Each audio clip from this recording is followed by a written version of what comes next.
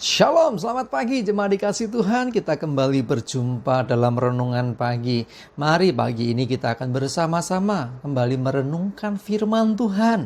Karena firman Tuhanlah yang menjadi sumber kekuatan bagi kita. Firman Tuhanlah yang menuntun dan menerangi langkah hidup kita.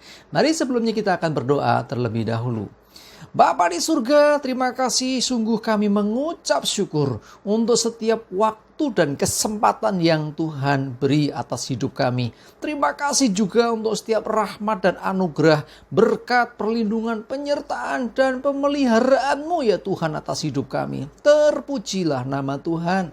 Terima kasih Tuhan, dan pagi ini juga Tuhan, kami membutuhkan firman Tuhan. Kami perlu firman-Mu menuntun kami. Kami perlu firman-Mu menerangi langkah hidup kami. Mari Tuhan singkapkan dan nyatakan kebenaran firman-Mu. Urapi kami ya Tuhan, sehingga bisa menangkap pesan Tuhan dan melakukannya dalam hidup kami. Terima kasih Bapa, dalam nama Tuhan Yesus kami bersyukur dan berdoa. Amin. Mari jemaat dikasih Tuhan, kita akan buka Alkitab kita, firman Tuhan. Saya ambilkan dari Roma 11 ayat yang ke-36. Saya bacakan, sebab segala sesuatu adalah dari Dia, dan oleh Dia, dan kepada Dia. Bagi Dialah kemuliaan sampai selama-lamanya. Jadi kita harus menyadari bahwa segala sesuatu yang kita punya, segala sesuatu yang kita miliki, segala sesuatu yang Tuhan percayakan dalam hidup kita, baik itu harta, materi, kedudukan, atau apapun itu, sadari bahwa itu semua datang dari Tuhan. Dan Tuhanlah yang berkarya melalui hidup kita. Dan harus kembali kepada Dia. Ya, jadi intinya adalah semua milik Tuhan. Oleh karena Tuhan dan bagi Tuhan. Sebab bagi Tuhanlah segala kemuliaan. Karena kita menyadari kita ini menerima anugerah dari Dia. Kita hanya menerima kemurahan Tuhan. Karena itu hendaklah kita senantiasa mengembalikan kemuliaan bagi nama Tuhan. Ada istilah, jangan mencuri kemuliaan Tuhan. Kalau kita dipakai Tuhan, kalau kita dipercayai Tuhan, kalau kita diberkati Tuhan, sadari semuanya itu milik Tuhan. Semua datang dari Tuhan dan harus bagi kemuliaan nama Tuhan. Jemaat dikasih Tuhan, coba lihat firman-Nya dalam 1 Korintus pasal yang pertama ayat yang ke-26 sampai yang ke-29. Saya bacakan. Ingat saja saudara-saudara, bagaimana keadaan kamu ketika kamu dipanggil. Menurut ukuran manusia, tidak banyak orang yang bijak, tidak banyak orang yang berpengaruh, tidak banyak orang yang terpandang. Tetapi apa yang bodoh bagi dunia, dipilih Allah untuk memalukan orang-orang yang berhikmat. Dan apa yang lemah bagi dunia, dipilih Allah untuk memalukan apa yang kuat. Dan apa yang tidak terpandang dan yang hina bagi dunia, dipilih Allah. Bahkan apa yang tidak berarti dipilih Allah untuk meniadakan apa yang berarti. Supaya jangan ada seorang manusia pun yang memegahkan diri di hadapan Allah. Ya, jadi di hadapan Tuhan, kita semua ini pada waktu dipanggil seperti apa sih? Bukan orang hebat, bukan orang berpengaruh, bukan orang terpandang. Mungkin bahkan kita dipandang sebelah mata. Mungkin dunia memandang kita, Allah. Ya, siapa kita? Tidak punya kekuatan, tidak punya kelebihan di mata dunia. Tapi ingat firman-Nya berkata, apa yang bodoh dipilih Allah. Apa yang lemah dipilih Allah.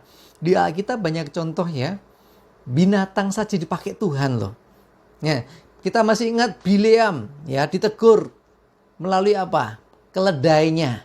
Ya, Tuhan juga pakai ikan besar untuk membawa Yunus kembali ke jalan Tuhan. Kita masih ingat ayam jantan dipakai Tuhan untuk menyadarkan Petrus bahwa dia sudah menyangkal sampai 3 kali di hari itu. Di Alkitab juga Tuhan mencontohkan burung gagak dipakai Tuhan untuk memelihara nabinya, yaitu Elia ketika Elia ada di tepi sungai Kerit. Kita juga melihat di Alkitab bahkan bahkan semut pun ya dipakai Tuhan untuk menyadarkan orang-orang yang malas. Jadi artinya binatang saja bisa dipakai Tuhan. Apalagi Bapak, Ibu, Saudara, dan saya, kita semua. Tuhan bisa pakai kita.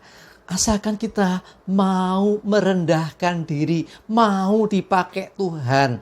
Jangan engkau jadi ya rendah diri karena latar belakangmu. Tapi ingat, jangan juga jadi memegahkan diri. Sadari semua itu datang dari Tuhan, oleh Tuhan, dan hanya bagi Tuhan. Hidup kita di dunia ini dengan segala macam yang kita miliki, segala sesuatu yang Tuhan percayakan untuk kita kelola, untuk kita gunakan, kembalikan kemuliaan bagi nama Tuhan.